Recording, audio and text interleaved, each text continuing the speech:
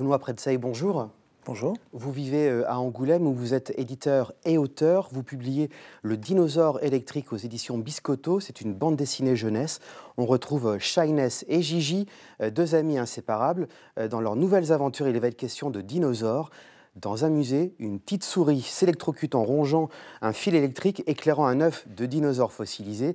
Les deux copines vont tenter de sauver cette pauvre petite souris. Elles la ramènent à l'école où leur copine Charlie, qui voit la peau brûlée et toute bizarre de la souris, va leur dire « Les spinosaures ont exactement ce genre d'écailles ». Racontez-nous, qu'est-ce que cette révélation va engendrer dans l'imaginaire de vos héroïnes ? C'est pas vraiment dans leur imaginaire, en fait, c'est vraiment dans leur vie quotidienne où ça va être complètement bouleversant de découvrir qu'une souris est peut-être devenue un dinosaure par un choc électrique. Et donc ça va entraîner un vol totalement énigmatique et ensuite une disparition tout aussi mystérieuse. Donc il y a toute une enquête à mener et à résoudre pour retrouver leur ami Charlie qui a donc disparu. Qui soudainement a disparu. Et alors, on sait la passion que les enfants peuvent avoir pour les dinosaures. Là, vous ouvrez la possibilité qu'ils puissent encore en exister en dehors des musées. Oui, moi, ça me paraît tout à fait crédible et possible. Et on n'a pas encore découvert tous les moyens de modifier les animaux. Enfin, non pas que je sois pour la modification des animaux, mais bon, il peut y arriver des accidents. Et là, comme dans cette histoire, effectivement. On sent dans votre histoire une volonté de dire le pouvoir de l'imaginaire et sa capacité peut-être aussi à embellir la vie. À l'embellir, à la compliquer, à l'enrichir. Et en fait, moi, je relie ça beaucoup avec la bande dessinée, avec le dessin, qui permet d'imaginer des choses tout à fait extraordinaires, sans aucun danger pour les gens autour. En fait, on peut animer absolument tout ce qu'on veut, et simplement avec du papier et un petit peu d'encre, et ça m'émerveille toujours, en fait.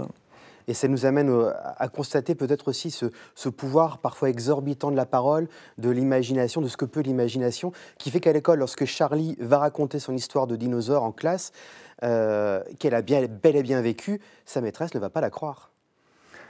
Les adultes manquent souvent d'imagination et d'ouverture d'esprit, il faut bien le dire.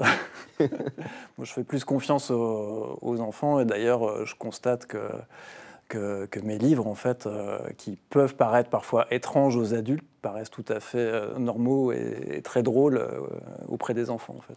D'ailleurs, qu'est-ce qui vous a amené, vous, sur cette histoire de dinosaures ? Je me suis dit, tiens, qu'est-ce qui intéresse particulièrement les enfants depuis des années et des années ? Les dinosaures, donc on part nous de cette chose-là. Mais ce qui m'intéresse, c'est d'essayer de tordre un petit peu ce sujet et de faire des choses surprenantes avec ça.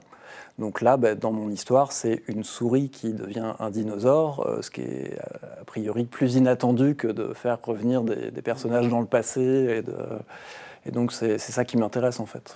Alors dans cette histoire, il y a aussi le papa de Charlie, qui lui est gardien de musée, il est surmené, et sa directrice lui demande de concevoir une exposition exceptionnelle sur les dinosaures. Il s'en croit incapable, mais c'est sans compter forcément tous les rebondissements des aventures des enfants. Que pouvez-vous nous en dire de cet aspect de l'histoire ? Pour moi, un livre jeunesse, ça permet aussi de parler de choses qui se passent dans le monde des adultes, et des choses parfois compliquées, des choses parfois graves.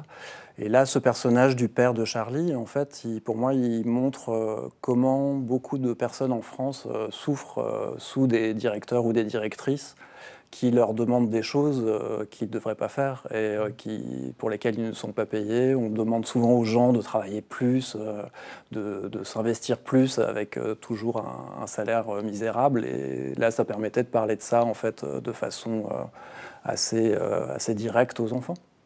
Benoît Pretzeil, merci beaucoup d'avoir répondu à notre invitation. Je rappelle l'apparition du dinosaure électrique. C'est aux formidables éditions angoumoisines Biscotto. Merci. Merci beaucoup.